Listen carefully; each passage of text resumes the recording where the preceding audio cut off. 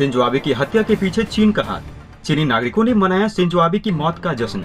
Global times ने Shinzo Abe के कातिल की सच्चाई से ज्यादा लिख दी अच्छाई। दोस्तों, कोई भी देश अगर घटिया से घटिया काम करेगा तो अभी वह चीन जितना घटिया काम फिर भी नहीं कर पाएगा। जिस तरीके का काम चीन की तरफ से किया गया है, उनको देखने के बाद दुनिया के सभी देशों ने चीन के ऊपर थूक थूक करके चीन को सफेद कर दिया है। आपको देखने को मिलेगा किस तरीके से चीन ने अपनी छोटी सोच की मिसाल एक बार फिर कायम कर दी है।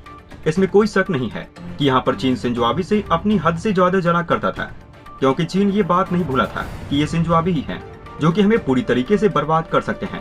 और इनके लिए ये काम ज्यादा बड़ा काम भी नहीं है। ये चाहेंगे तो चुटकी में हमें बर्बाद कर सकते हैं और हम का कुछ नहीं बिगाड़ पाएंगे।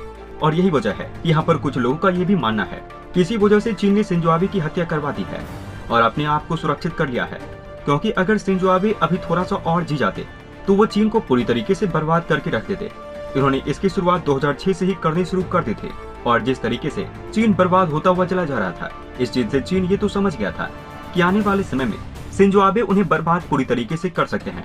इस बात से आप भी अनजान नहीं होंगे कि चीन की बर्बादी के लिए ही शिंजो आबे ने क्वाड देश का निर्माण किया था।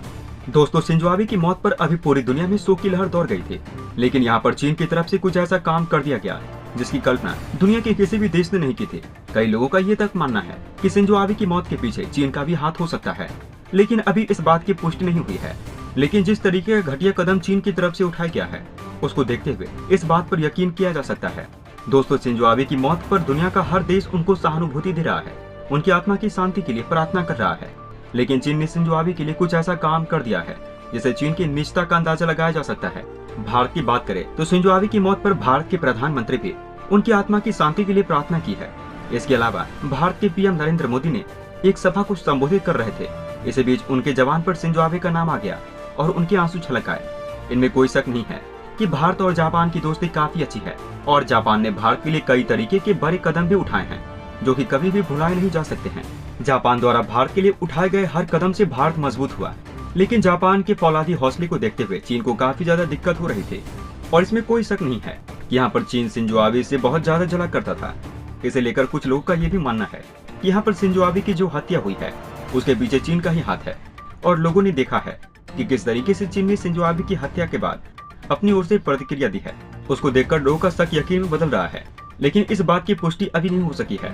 लेकिन चीन की तरफ से जिस तरीके की प्रतिक्रिया सामने निकल के आ रही है, उसको देखते हुए लोगों का ये मानना है। इसमें आपको क्या लगता है? आप अपनी राय हमें नीचे कमेंट बॉक्स में लिखकर बता सकते हैं। तो चलिए बिना किसी देरी के बढ़ते हैं वीडियो की तरफ और जानते हैं कि शिंजो आबे की मौत पर चीन किस तरीके की प्रतिक्रिया दे रहा है, जिससे ये साबित हो रहा है कि शिंजो आबे की मौत के पीछे चीन का भी हाथ हो सकता है। दोस्तों, इस समय चीन सोशल मीडिया पर सिर्फ और सिर्फ एक ही ट्रेंडिंग टॉपिक चल रहा है और वो शिंजो आबे की मौत का है। यहाँ पर चीन के लोग शिंजो आबे की मौत को सेलिब्रेशन की तरह मना रहे हैं और हमें देखने को मिल रहा है कि चीनी नागरिक यहाँ तक भी कह रहे हैं कि जो शिंजो आबे के ऊपर गोली चलाया है वो हीरो है। चीनी लोग शिंजो आबे के कातिल को अपना हीरो मान रहे हैं। इस चीज से आप चीन की गिरी हुई मानसिकता का अंदाजा लगा सकते हैं। एक तरफ चीन की जनता की तरफ से इस तरीके की प्रतिक्रिया देखने को मिल रही है, इसके अलावा चीनी मीडिया की तरफ से भी इसी तरीके का कुछ बयान निकलकर सामने आया है। चीनी सरकारी मीडिया ग्लोबल टाइम्स की तरफ से हमें देखने को मिला है कि चीन ने शिंजो आबे के खिलाफ आर्टिकल छापा है। इसके अलावा ग्लोबल टाइम्स ने अपने ट्विटर के माध्यम से शिंजो आबे के कातिल को सपोर्ट भी किया है। हमें चीन के ग्लोबल टाइम की तरफ से ट्वीट देखने को मिला है जिसमें चीन ने लिखा था कि यहाँ पर जिस व्यक्ति ने शिंजो आबे के ऊपर गोली चलाई है वो व्यक्ति शिंजो आबे से नाराज था। शिंजो आबे की जो मिलिट्री पॉलिसी थी उस चीज से ये व्यक्ति नाराज था, इसलिए इसने गोली चलाई है और शिंजो आबे को मार दिया। इस चीज से चीन साबित क्या करना चाहता है कि एक आदमी शिंजो आबे से नाराज था और उसने गोली मार दिया। यहाँ पर तो एक तरीके से चीन सही ठहरा रहा है कि एक आदमी शिंजो आबे से नाराज था, उसने गोली मार दी, सही किया। आप भी सोच रहे होंगे कि ग्लोबल टाइम्स ने अपने ट्वीट के माध्यम से जिस तरीके से ट्विटर में अपनी सोच की गंदी प्रतिक्रिया दी है, इस चीज को देखने के बाद आपके मन में भी ये सवाल आ रहा होगा कि यहाँ पर आखिर चीनी लोग शिंजो आबे से इतनी ज्यादा नफरत क्यों करते हैं। दोस्तों, चीनी लोगों की नफरत से ज्यादा उनका डर दिखाई दे रहा है, क्योंकि शिंजो आबे 10 साल से यही कोशिश कर रहे थे कि जापान में इंपीरियल जापान वापस लौट आए। और इसके पीछे चीन का डर इसलिए है क्योंकि पिछले 150 साल से अगर चीन किसी से सबसे ज्यादा डरता है तो वो है इंपीरियल जापान, और इससे भी ज्यादा भयानक है जापानी नौसेना, जो कि दूसरे विश्व युद्ध से पहले मौजूद थी। और जैसा कि आपको पता भी होगा, दूसरे विश्व युद्ध के बाद जापान में एक संविधान लाया गया था जिसमें कहा गया था कि जापान अपने पास उतनी ही सेना रखेगा जिससे कि 10 साल डिफेंस किया जा सके और अपनी सेना के ऊपर ज्यादा से ज्यादा पैसा खर्च नहीं करेगा और कोई भी घातक हथियार नहीं बनाएगा। लेकिन यहाँ पर पिछले 10 सालों से शिंजो आबे यही कोशिश कर रहे थे कि जापान के संविधान से इन सभी चीजों को हटा दिया जाए। दोस्तों, यहाँ पर शिंजो आबे का सपना था कि वो जापान को फिर से उतना ही शक्तिशाली बना दे जितना कि वे दूसरे विश्व युद्ध से पहले था।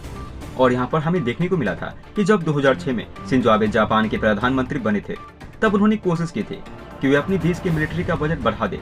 इसके लिए उन्होंने काफी ज्यादा दिक्कतों का सामना भी किया है और धीरे धीरे करके उन्होंने मिलिट्री का बजट भी बढ़ाया, जो पहले कहीं 10 से 15 अरब डॉलर हुआ करता था। उस बजट को इन्होंने 50 अरब डॉलर तक ले जाकर पहुंचाया है। इसके अलावा हमें ये भी देखने को मिला है कि पिछले 3 सालों में जापान का जो बजट था वो रूस के बजट को भी क्रॉस कर दिया था और उन्होंने जापान की नौसेना में F-35 जैसे लड़ाकू विमान की भी एंट्री दिलाई थे। और जब 2 साल पहले उन्होंने प्रधानमंत्री के पद से इस्तीफा दिया था, क्योंकि इनकी तबीयत ज्यादातर खराबी रहती है, जिनकी वजह से उन्होंने प्रधानमंत्री का पद त्याग दिया था। लेकिन उनसे पहले उन्होंने इस बात को इंश्योर कर लिया था कि उनका ही आदमी जापान का प्रधानमंत्री बना रहे, क्योंकि अगर ऐसा नहीं होगा, जो उनका सपना था कि जापान के संविधान में सैनिक बदलाव कर सकेंगे, वो बिना इसकी मदद के वो कर नहीं पाएंगे। इसलिए उनकी पूरी कोशिश थी कि वो अपने ही आदमी को अपने बाद प्रधानमंत्री के पद पर पहुंचाए। यही वजह है कि यहाँ पर चीन शिंजो आबे से काफी ज्यादा डरता था। शिंजो आबे इसी कोशिश में थे कि वो जापान को पुराने जैसा जापान बना दे, और चीन ऐसा बिल्कुल भी नहीं चाहता था कि जापान पुराना जैसा जापान बन जाए, क्योंकि चीन ये बात बिल्कुल भी नहीं भूला है कि वो पुराना ही जापान था जिसने पूरे चीन के ऊपर कब्जा कर लिया था। चीन की इस करतूत को पूरी दुनिया में देखा गया और पूरी दुनिया मिलकर चीन की इस करतूत की निंदा भी कर रही है। जिस समय शिंजो आबे की मौत की खबर पूरी दुनिया को एक दुख देकर गई, वहीं चीन इस बात का जश्न मनाता हुआ देखा जा रहा है। चीन की इस सोच के बारे में आप क्या कहना चाहेंगे? क्या शिंजो आबे की मौत के पीछे चीन का हाथ हो सकता है?